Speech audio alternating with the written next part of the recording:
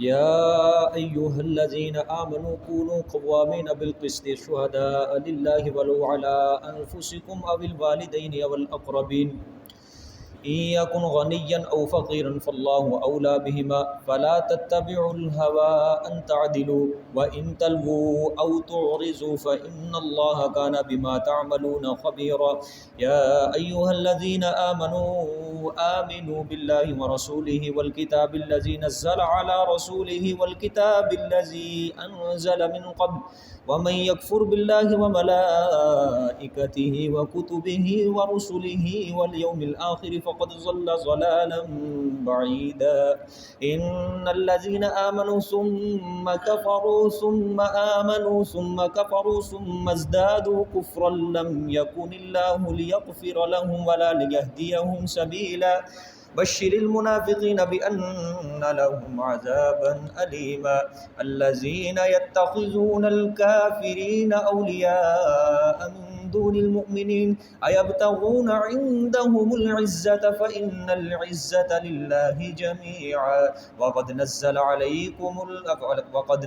عليكم في الكتاب أن إذا سمعتم آيات الله يكفر بها ويستهزأ بها فلا تقعدوا معهم حتى يخوضوا في حديث غيره إنكم إذا مثلهم إن الله جامع المنافقين والكافرين في جهنم جميعا الذين يتربصون بكم فإن كان لكم فتح من الله قالوا ألم نكن معكم وإن كان للكافرين نصيب فقالوا ألم نستحوذ عليكم ونمنعكم من المؤمنين فالله يحكم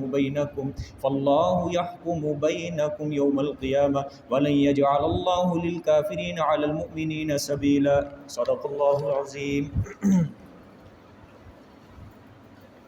گزشتہ سبق میں اللہ تعالیٰ نے 14ویں حکم رعیت کے اوپر تنویر ڈالی۔ یہ جہاں سے آج سبق شروع کیا، یا ایھا الذین آمنوا کونوا قوامین بالقسط، اللہ تعالیٰ نے گزشتہ آیات میں 9واں حکم سلطانی جہاں بیان فرمایا تھا،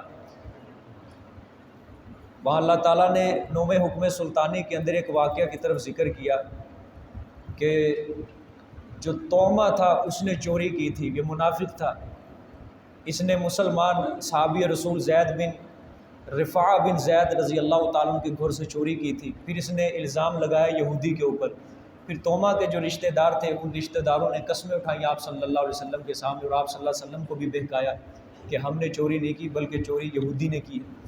اس کے اوپر شبہ ہو سکتا تھا، شبہ یہ ہو سکتا تھا کہ کسی غریب آدمی کو فائدہ پہنچانے کے لیے یا اپنے ماں باپ کو فائدہ پہنچانے کے لیے، کسی امیر آدمی کی اصلاح کی خاطر شاید گواہی میں کمی بیشی کرنا یہ جائز ہو، تو یہاں پہ اللہ تعالیٰ نے اس کے لیے اس شبہ کو دور کیا، اس شبہ کا ازالہ کیا، یہ بالکل ہرگز نہیں، شہادت کے اندر کوئی رعایت نہیں کرنی، گواہی کے اندر کوئی کسی قسم کی کمی بیشی نہیں کرنی۔ سمجھے؟ ترجمہ دیکھیں، یا ایھا الذین آمنوا کونوا قوامین بالقسط شہداء للہ، اے وہ لوگو جو ایمان لائے، کونوا قوامین، ہو وہ تم، کونو کا مطلب ہو وہ تم، قوامین خوب قائم رہنے والے، قوامین کا مطلب خوب قائم رہنے والے، بالقسط انصاف پر، خوب قائم رہنے والے انصاف پر۔ اچھا کن کاموں میں؟ تمام معاملات میں تم انصاف پر قائم رہنے والے بن جاؤ، سمجھیے، تمام معاملات میں۔ شہداء للہ، گواہی دینے والے اللہ کی خوشنودی کے لیے۔ اچھا گواہی سے مراد سچی گواہی، سمجھے، سچی گواہی دینے والے صرف اللہ کی خوشنودی کے لیے۔ وَلَوْ عَلَىٰ أَنفُسِكُمْ أَوِ الْوَالِدَيْنِ وَالْأَقْرَبِينَ، اور اگرچہ اپنے آپ پر وہ گواہی ہو، یعنی اپنے خلاف بھی وہ کیوں نہ گواہی ہو، اپنے آپ پر کیوں نہ وہ گواہی ہو، أَوِ الْوَالِدَيْنِ، یا والدین پر، والدین کے مطابق بھی کیوں نہ، والدین کے خلاف بھی کیوں نہ تمہاری گواہی ہو۔ آگے فرمایا والاقربین، یا قریبی رشتہ داروں پر ہی کیوں نہ گواہی ہو، گواہی کے اندر کمی بیشی کرنا کسی لحاظ سے بالکل بھی جائز نہیں ہے، شہادت کے اندر بالکل یہ کمی بیشی رعایت کسی کی نہیں کی جائے گی۔ اچھا یہ تو اللہ تعالیٰ نے رشتے گنوا دیے، نسبی والدین ہیں، قریبی رشتہ دار ہیں۔ آگے اللہ نے فرمایا اگر کوئی امیر ہے یا غریب ہے اس کی مالداری کا، اس کی غربت کا بھی بالکل لحاظ نہیں کرنا۔ بسا اوقات بھی ایسا ہوتا ہے نا کہ بندہ کسی غریب کی رعایت کرتا ہے، بندہ کہتا ہے یار یہ غریب ہے، اگر میں اس کے حق میں گواہی دے دوں گا، اس کے خلاف اگر گواہی ہو گئی تو پھر یہ بیچارہ مارا جائے گا، پیسہ اس کے پاس آگے نہیں، بھوکا پیاسا مر رہا ہے۔ تو اللہ نے فرمایا بالکل اس کی غربت کا لحاظ نہیں کرتا، ٹھیک ہے۔ یا بسا اوقات بندہ کوئی چودھری ہوتا ہے، کوئی مالدار ہوتا ہے، اس کے بندہ خلاف بھی کوئی گواہی نہیں دے سکتا، سمجھ آئی ہے؟ تو بندہ یہی سوچتا ہے یار یہ مالدار ہے، چودھری ہے، کل کو مجھے مروا دے گا یہ۔ اللہ نے فرمایا اس کی مالداری کا بھی بالکل لحاظ نہیں کرنا، گواہی دینی ہے، کوئی کمی بیشی نہیں کرنی۔ دیکھیں این یکن غنی، اگر ہووے غنی، کون؟ مشہود علیہ، جس کے اوپر گواہی دی جا رہی ہے، اگر وہ مالدار ہے، غنی ہے، او فقیرن، یا وہ کیا ہے؟ فقیر ہے، فاللہ اولا بہما، پس اللہ زیادہ خیر خواہ ہے ساتھ ان دونوں کے، یعنی مالدار اور فقیر، ان دونوں کا اللہ زیادہ خیر خواہ ہے۔ گواہی دینے والا خیر خواہ ہی سوچتا ہے نا یار چلو یہ امیر ہے، یہ غریب ہے، اس کی غربت کا لحاظ کر لیتا ہوں، اس کی مالداری کا لحاظ کر لیتا ہوں، نہیں دیتا، سمجھ آئی ہے؟ اللہ نے فرمایا تو زیادہ خیر خواہ نہ بن، میں زیادہ خیر خواہ ان کا میں جانتا ہوں، تو زیادہ ہمدرد نہ بن ان کا، میں زیادہ ہمدردی کر سکتا ہوں ان کے ساتھ، لہٰذا تیرے ذمے یہ حکم ہے، تیرے ذمے یہی کام ہے کہ تو نے کوئی گواہی کے اندر کجبری، کوئی کمی اختیار نہیں کرنی ہے، سمجھ آئی؟ ان آیات میں اللہ تعالیٰ نے فرمایا اے ایمان والو، تم ہو ایمان والے، اور تمہارے ایمان کا تقاضا یہ ہے کہ تم اللہ کے لیے سچی گواہی دینے والے بن جاؤ، اگر وہ گواہی کے اندر تمہارا اپنا نقصان ہی کیوں نہ ہو، تمہارا اپنی جانی نقصان ہی کیوں نہ ہو رہا ہو، یا تمہارے ماں باپ کا نقصان کیوں نہ ہو، یا تمہارے قریبی رشتہ داروں کا کیوں نہ نقصان ہو، سمجھ آئی ہے؟ جو حق ہے اس کو بیان کرنا ہے، ٹھیک ہے؟ اگر جس کے خلاف گواہی دے رہے ہو اگر وہ امیر ہے یا غریب ہے، بالکل اس کی بھی کوئی کسی لحاظ سے رعایت نہیں کرنی، نہ اس کے مال کا لحاظ کرنا ہے، نہ اس کی غربت کا لحاظ کرنا ہے، کیونکہ تم چاہتے ہو میں اس کی خیر خواہی کروں گا، نہیں، تم ان کی خیر خواہی نہیں اتنی کر سکتے جتنا میں ان کے بارے میں خیر کہوں، جتنا میں ہمدرد ہوں، سمجھ آئی ہے؟ آگے دیکھیں جی، فلا تتبعوا الہدی، ہاں فلا تتبعوا الہوی ان تعدلوا، پس نہ تم اتباع کرو خواہشات کی یہ کہ تم انصاف کرو، پس نہ اتباع کرو تم خواہشات کی یہ کہ تم انصاف کرو۔ اللہ فرما رہے ہیں خواہشات کے پیچھے نہیں چلنا کہ چلو یار میں اس کی رعایت کر لیتا ہوں، اس کی کمی، یہ تمہاری ساری خواہشات ہیں، ان کے پیچھے بالکل نہیں چلنا، بلکہ عدل و انصاف کے ساتھ کام لینا ہے، ٹھیک ہے؟ آگے دیکھیں وَإِن تَلْوُوا أَوْ تُعْرِضُوا فَإِنَّ اللَّهَ كَانَ بِمَا تَعْمَلُونَ خَبِيرًا، وَإِن تَلْوُوا أَوْ تُعْرِضُوا فَإِنَّ اللَّهَ كَانَ بِمَا تَعْمَلُونَ خَبِيرًا، اور اگر زبان مروڑو تم، تلوو کا مطلب زبان مروڑو تم، اگر تم زبان مروڑو، او تعرضوا، یا تم اعراض کرو، یا تم اعراض کرو یا زبان مروڑ۔ دیکھو زبان مروڑنے سے مراد ہے، اللہ فرمانا چاہتے ہیں کہ گواہی دینے کے اندر تم نے ایسے الفاظ استعمال نہیں کرنے کہ جس سے گواہی بگڑ جائے، ایسے الفاظ استعمال تم نے بالکل نہیں کرنے جس سے گواہی کا معنی ہی بگڑ جائے، گواہی بگڑ جائے، سمجھ آئی ہے؟ جس کے اندر کسی اور معنی کا احتمال ہو، بلکہ سیدھی سیدھی گواہی دینی ہے۔ آگے فرمایا او تعرضوا، اعراض بھی نہیں کرنا کہ جاؤ میں گواہی نہیں دیتا، یہ بھی کام نہیں کرنا، دونوں کام اللہ نے فرمایا بالکل نہیں چلے۔ گواہی کے اندر کوئی زبان میں نہیں مروڑ کرنی، کوئی ہیرا پھیری نہیں کرنی، کج روی نہیں کرنی، اور نہ ہی گواہی دینے سے اعراض کرنا ہے کہ میں نہیں گواہی دیتا۔ اللہ نے فرمایا دونوں کام بالکل جائز نہیں ہے، اگر تم نے یہ دونوں کام کیے فَإِنَّ اللَّهَ كَانَ بِمَا تَعْمَلُونَ خَبِيرًا، پس بے شک اللہ ہے ساتھ اس کے جو تم کرتے ہو خبر رکھنے والے۔ پھر اللہ تمہیں قیامت والے دن اس چیز کی سزا ضرور دے گا جو تم نے کام کیا ہے گواہی کے اندر۔ دیکھو بھائی، کسی معاشرے کے اندر اس وقت تک انصاف قائم نہیں ہو سکتا جب تک اس معاشرے میں سچی گواہی کا رواج نہ بن جائے، سمجھ آئیے کہ نہیں؟ اب گواہی ٹھیک ہوگی تو اسی کے مطابق فیصلے کیے جائیں گے، کیا خیال ہے جی؟ عدالتوں کے اندر اگر سچی گواہی دی جائے گی تو سچا فیصلہ کیا جائے گا، اگر جھوٹی گواہی دی جائے گی تو جھوٹا فیصلہ دیا جائے گا۔ گواہی اگر غلط بیانی کے ساتھ دی جائے گی تو اس معاشرے میں اس وقت تک انصاف قائم نہیں ہو سکتا. سمجھ آئی ہے؟ اللہ تعالیٰ نے یہ احکام کیوں بیان کیے کہ گواہی بالکل سچی دینی ہے، قوامین بالقسط، کہ تم خوب قائم رہنے والے ہو جو انصاف کے ساتھ. یہ اللہ تعالیٰ نے اسی وجہ سے فرمایا ہے تاکہ مسلمانوں کے درمیان اتحاد اور محبت قائم ہو سکے. سمجھ آئی ہے؟ اب ظاہری بات ہے اگر مسلمانوں کے اندر ہی گواہی بالکل غلط بیانی کے ساتھ سب دینے لگ گئے، مسلمانوں کے اندر ہی جھوٹی گواہیاں لوگ دینے لگ جائیں، تو مسلمانوں کے اندر اتحاد قائم رہ سکتا ہے. سمجھ آئی ہے؟ اس معاشرے کے اندر پھر قتل بھی ہوگا، اس معاشرے کے اندر پھر زنا بھی ہوگا، اس معاشرے کے اندر پھر بے حیائی بھی پھیلے گی، جس معاشرے کے اندر غلط اور جھوٹی گواہی کا رواج بن گیا. سمجھے؟ قاتل سمجھے گا وہ خیر ہے میں 2 پیسے دوں گا، کسی کو ₹1,00,000 دوں گا، میرے حق میں گواہیاں دے دیں گے، یہ اس نے قتل نہیں کیا. سمجھ آئی ہے؟ کوئی ایسا دوسرا بندہ زنا کرنے والا، میں اس کو پیسے دے دوں گا، جس نے دیکھا ہے میں گواہی اپنے حق میں کروا لوں گا. جس معاشرے کے اندر گواہی جو ہے انصاف کے ساتھ نہیں دی جائے گی وہ معاشرہ بگڑ جائے گا، اس معاشرے میں کبھی انصاف قائم نہیں ہو سکتا. سمجھ آئی ہے؟ اللہ کے نافرمانی کا دروازہ کھل جائے گا، زنا کا دروازہ کھل جائے گا، قتل کا دروازہ کھل جائے گا، چوری کا دروازہ بالکل کھل جائے گا. سمجھ آئی ہے؟ اللہ تعالی ہمارے ملک میں قرآن و سنت کا نظام نافذ فرمائے.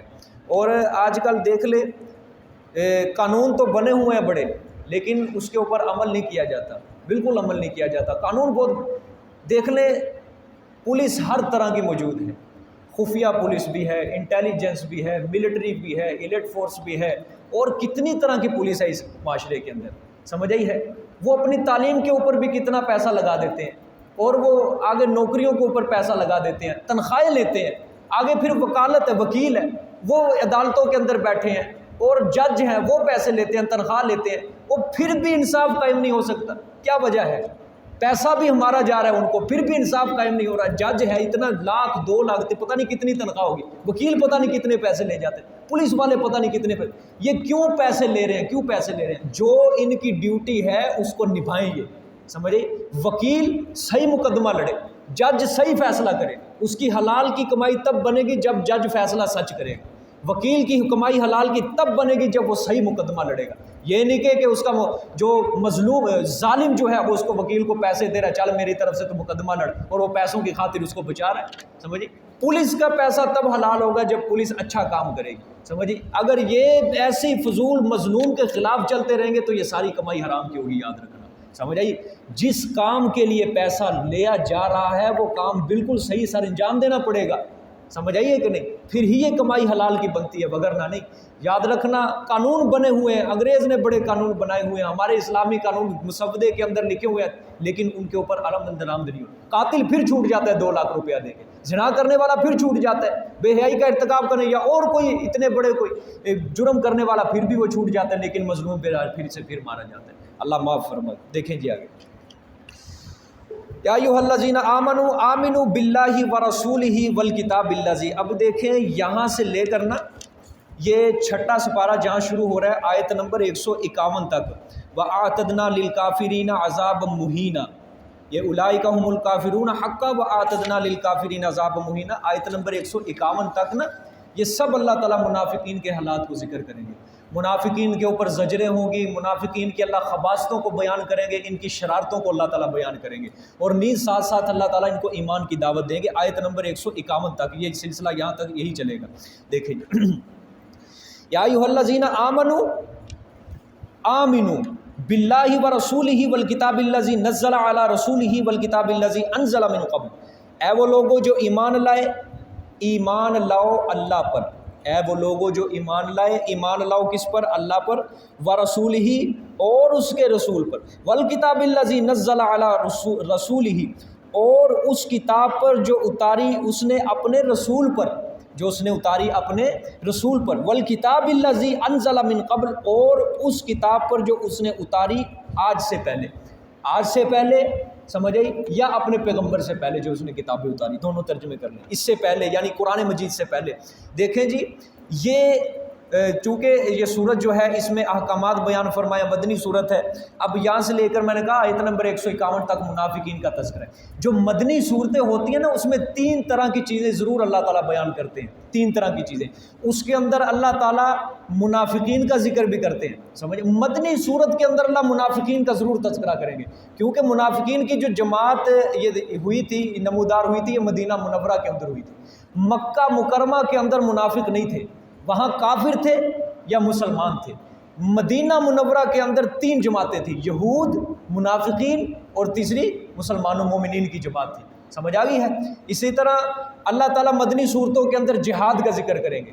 جہاد کا ذکر اللہ تعالیٰ نے جہاد کا ذکر مکی صورتوں کے اندر کم کیا ہے بہت زیادہ، لیکن جہاد کا جو اصل حکم نازل ہوا تھا نا وہ ہوا تھا مدینہ منورہ کے اندر آگے. سمجھ، مدنی صورتوں کے اندر جہاد بھی ہے. اسی طرح احکامات جو ہے یہ بھی مدینہ منورہ کے اندر آ کے نازل ہوئے تھے. احکامات جو ہیں مدینہ منورہ کے اندر آ کے نازل ہوئے تھے سارے. مکہ مکرمہ کی 13 سالہ زندگی میں احکامات نہیں اتارے اللہ تعالیٰ. وہاں صرف توحید عقیدے کے اوپر زیادہ تر اللہ تعالیٰ نے زور دیا تھا، عقیدہ توحید کے اندر. سمجھ آئی ہے. یہ 3 چیزیں اللہ تعالیٰ مدنی صورتوں کے اندر، یہ منافقین کا اللہ ذکر کریں گے سارا. اور دوسری بات یہ ہے، آیت کے اندر بڑا اشکال ہے، بڑا زبردست اشکال ہے، غور کریں. اللہ نے فرمایا اے وہ لوگوں جو ایمان لائے، ایمان لاؤ اللہ پر. یعنی ایمان والوں کو خطاب کر کے پھر انہیں کو کہا جا رہا ہے کہ ایمان لاؤ. تو سمجھ آیا نا سوال؟ ایمان لاؤ، اے ایمان والو ایمان لاؤ تم اللہ پر. سمجھ آئی؟ یعنی ایمان والوں کو خطاب کر کے پھر ایمان والوں کو حکم دیا جا رہا ہے کہ ایمان لاؤ. سمجھ آئیے؟ سوال سمجھ آ گیا کہ نہیں؟ ہاں، اب جواب سمجھو اس کا. اس کے 2 جواب میں عرض کرنے لگا. پہلا جواب یہ ہے کہ اوپر دیکھیں آیت کے آمنو جو ہے نا، آمنو اس سے مراد ہر قسم کے مومن ہے. عام خاص ہر قسم کے مومنین مراد ہے، چاہے وہ مخلص ہو چاہے وہ غیر مخلص ہو، اس میں ہر قسم کے مومن مراد ہوں گے. آمنو کے اندر عام مومن مراد نہیں ہے بلکہ غیر مخلص مومن مراد ہے. اس کے اندر اللہ تعالیٰ ان کو یہ ایک علیحدہ سے ان کو ایمان لانے کا حکم دے رہا ہے. آمنو کے اندر غیر مخلص مومن مراد ہے کہ تم کبھی کافروں کے ساتھ جا کے بیٹھتے ہو، کبھی مسلمانوں کے ساتھ جا کے بیٹھتے ہو، ایمان لاؤ سچے دل سے اللہ پر اور اس کے رسول پر. سمجھ آئی؟ یہ ہے ایک جواب. دوسرا جواب یہ ہے کہ یہ خطاب جو اللہ تعالیٰ نے کیا ہے، یہ الست بربکم والا جو اللہ تعالیٰ نے عہد لیا تھا عالم ارواح کے اندر، تمام انسانوں سے اللہ تعالیٰ نے وعدہ لیا تھا. قرآن پاک کے اندر ہم پڑھیں گے انشاءاللہ آگے. اللہ تعالیٰ نے عالم ارواح کے اندر سب سے وعدہ لیا تھا، الست بربکم، کیا میں تمہارا رب نہیں ہوں؟ تو سب نے مل کے جواب دیا تھا قالوا بلا، کہ کیوں نہیں یا اللہ، تو ہی تو ہمارا رب ہے. اللہ تعالیٰ نے اسی واقعات کی طرف اشارہ کر کے یاد دہانی کروائی ہے کہ جب تم عالم ارواح میں مجھ سے وعدہ کر چکے ہو میرے اوپر ایمان لانے کا، تو پھر اس مادی جہان کے اوپر بھی میرے اوپر سچے دل سے ایمان لاؤ تاکہ ایمان لانے کے صحیح نتائج مرتب ہو سکیں. سمجھ آئی ہے؟ یہ دوسرا جواب ہے اس کا. جی آگے چلیں. جی دوبارہ اس آیت کا ترجمہ دیکھ لیں. یا ایھا الذین آمنوا آمنوا باللہ ورسولہ، اے وہ لوگوں جو ایمان لائے، ایمان لاؤ تم ساتھ اللہ کے اور اس کے رسول کے. سمجھ آئی؟ رسول جو ہے نا، رسول یہ سارے نبیوں پر ایمان لانا ضروری ہے کہ یہ سارے اللہ تعالیٰ کے نبی تھے، برحق تھے. کسی ایک نبی کی تکذیب کرنا گویا سارے نبیوں کی تکذیب کرنا ہوتا ہے. سمجھ آ گئی؟ کسی ایک نبی کی تکذیب کرنا سارے نبیوں کی، کیونکہ سب نبیوں کا پیغام کیا تھا؟ ایک تھا، وہ دعوت توحید تھا. سمجھ آئی؟ ایک نبی کی اگر کسی نے تکذیب کر دی گویا سارے نبیوں کی جو اس نے تبلیغ تھی سب کے اوپر پانی پھیر دیا، جھٹلا دیا اس نے سارے. والکتاب الذی نزل علی رسولہ، اور وہ کتاب جو اس نے اپنے رسول کے اوپر اتاری، یعنی قرآن پاک مراد ہے، کتاب قرآن پاک کے اوپر. والکتاب الذی انزل من قبل، اور وہ کتاب جو اتاری اس نے اس سے پہلے، یعنی قرآن مجید سے پہلے تورات، زبور، انجیل، جتنے صحیفے ان سب کے اوپر وہ ایمان لائے گا. وَمَن يَكْفُرْ بِاللَّهِ وَمَلَائِكَتِهِ وَكُتُبِهِ وَرُسُلِهِ، انکار ثمرہ ہے. جی یہ جو انکار کرے گا تو اللہ اس کا نتیجہ. وَمَن يَكْفُرْ، اور وہ بندہ جو انکار کرے گا باللہ ساتھ اللہ کے، وَمَلَائِكَتِهِ اور اس کے ملائکہ کا، وَكُتُبِهِ اور اس کی کتابوں کا، وَرُسُلِهِ اور اس کے رسولوں کا، وَالْيَوْمِ الْآخِرِ اور آخرت کے دن کا، فَقَدْ ضَلَّ ضَلَالًا بَعِيدًا پس تحقیق گمراہ ہوا وہ گمراہ ہونا دور، بعیداً دور، کس سے؟ حق سے. سمجھ آئی ہے؟ حق سے وہ دور ہو گیا ہے، یعنی گمراہ ہو چکا ہے وہ، اب وہ حق کا رستہ تلاش نہیں کر سکتا، جس نے اللہ کا بھی انکار کر دیا، اس کے ملائکہ کا، اس کے رسولوں کا اور آخرت کے دن کا انکار کر دیا۔ سمجھ آئی؟ آگے دیکھیں، ان الذین آمنوا ثم کفروا ثم آمنوا ثم کفروا ثم ازدادوا کفرا لم یکن اللہ لیغفر لهم ولا لیہدیہم سبیلا۔ اب یہاں سے اللہ تعالیٰ دو قسم کے کافروں کا ذکر کریں گے۔ کتنی قسم کے کافروں کا؟ دو قسم کے کافروں کا، ایک کافر مرتدین اور دوسرے کافر منافقین کا ذکر کریں گے۔ سمجھ آئی؟ ایک کافر ہوں گے مرتدین اور دوسرے کافر منافقین کا اللہ ذکر کریں گے۔ قسم اول مرتدین کا اللہ تعالیٰ یہاں اس آیت کے اندر ذکر کر رہے ہیں۔ سمجھ آئی؟ اس آیت کے اندر اللہ مرتدین کا ذکر کرے، اگلی آیت میں اللہ منافقین کا ذکر کریں گے۔ ان الذین آمنوا، بے شک وہ لوگ جو ایمان لائے، ثم کفروا، پھر انہوں نے کفر کیا، ثم آمنوا، پھر ایمان لائے، ثم کفروا، اس سے پہلے میں جملہ بولنے لگا، وہ اپنے ایمان پر قائم نہ رہ سکے، ثم کفروا، کہ پھر کفر کرنے لگے۔ سمجھے؟ پھر کفر کیا، ثم ازدادوا، پھر وہ بڑھتے رہے ازروئے کفر کے، کفرن ازروئے کفر کے، یعنی اب کفر کے اندر وہ بڑھتے جا رہے ہیں، بڑھتے جا رہے ہیں، بڑھتے جا رہے ہیں۔ لم یکن اللہ، نہیں ہے اللہ، لیغفر لہم، تاکہ بخشے واسطے ان کے، یا تاکہ مغفرت کرے واسطے ان کے، بخشے ان کو، ولا لیہدیہم سبیلا، اور نہیں ہے تاکہ دکھائے ان کو راستہ۔ سبیلا کا مطلب کیا ہے؟ راستہ، تاکہ اللہ تعالیٰ ان کو دکھائے راستہ۔ کون سا راستہ جی؟ اللہ تک پہنچنے کا راستہ، اللہ کی رضا والا راستہ، اللہ کے رسول صلی اللہ علیہ وسلم تک پہنچنے کا راستہ، اسی طرح جنت کا راستہ، اس کے اندر سارے راستے مراد ہوں گے۔ سمجھ آئیے؟ اللہ پھر اس کو کبھی ہدایت والا راستہ اللہ بالکل نہیں دے گا۔ سمجھ آ گئی؟ یہ اللہ تعالیٰ نے مرتدین کا ذکر کیا ہے۔ آگے جی منافقین کا ذکر ہے، یہ اب آیتیں آپ نے غور سے سمجھنی ہے۔ یہ تخویف اخروی بھی ہے۔ تخویف اخروی جانتے ہیں نا کس کو کہتے ہیں؟ آخرت کے عذاب کا ڈراوا۔ سمجھ آئی؟ یہ تخویف اخروی بھی ہوگی اور منافقین کی مذمت بھی بیان ہوگی یہاں پہ، اور اچھی خاصی مذمت بیان ہوگی۔ اللہ ان کی خباثتوں کو کھولیں گے۔ پہلے دیکھو اللہ تعالیٰ نے کس طرح ان کو بطور تحکم، بشر المنافقین، میرے پیغمبر خوشخبری دو ذرا منافقین کو، کس چیز کی؟ بِأَنَّ لَهُمْ عَذَابًا عَلِيمًا، بے شک واسطے ان کے عذاب ہوگا دردناک۔ کب؟ آخرت کے اندر۔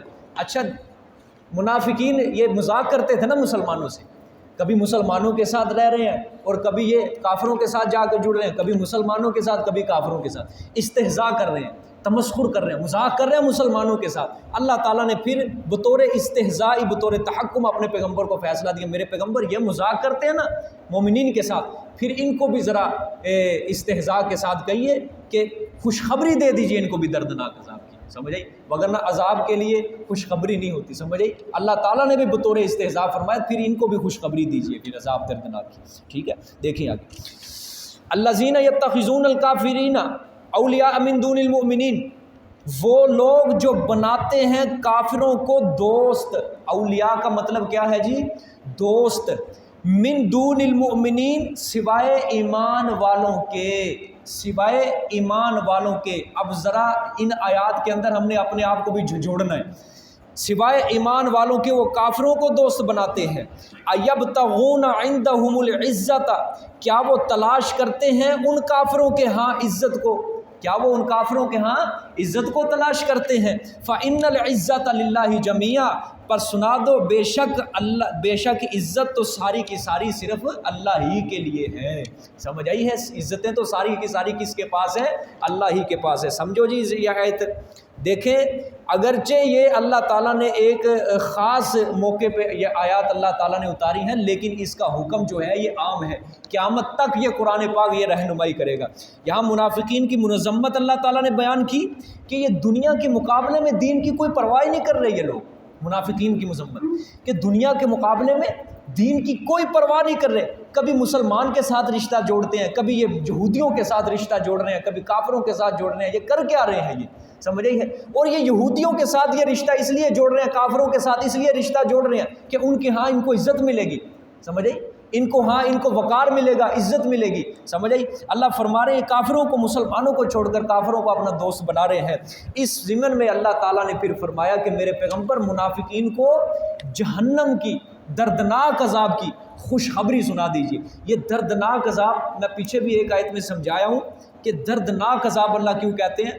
کہ ایسا عذاب کہ عذاب کو خود درد ہو رہا ہوگا، عذاب کو بھی خود درد ہو رہا ہوگا۔